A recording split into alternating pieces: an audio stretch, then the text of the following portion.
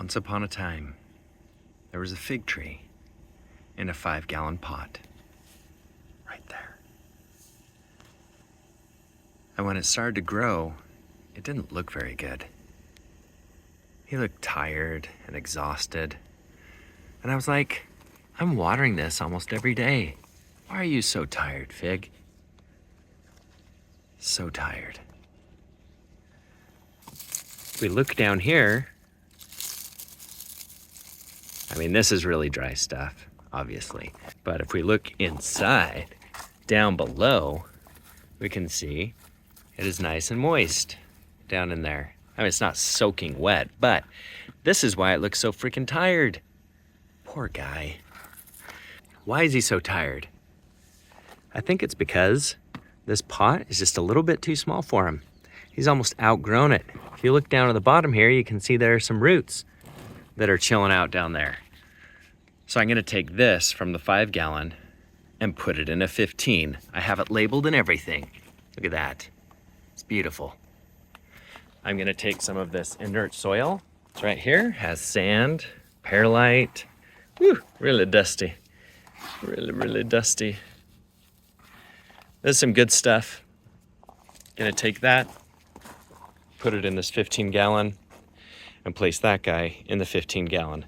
Now watch me do it. Hopefully I don't kill it. If I do, that'll really suck. Cause there are some figs on here. Look at that.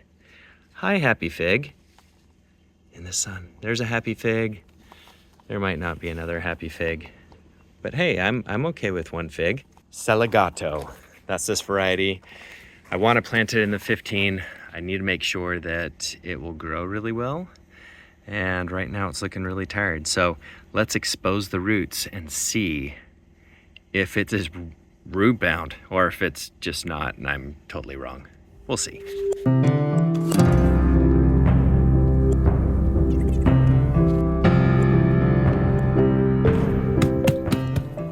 I love the smell of figs.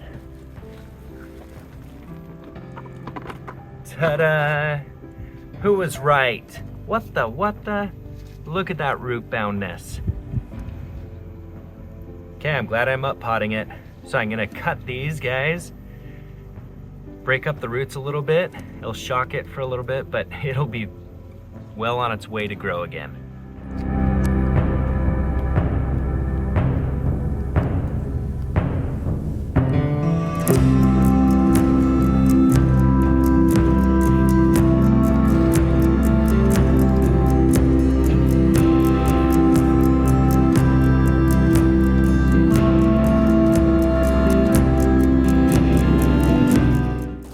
Now I'm just gonna take it and put some mulch, fertilizer, and some compost in the top and then water it deeply.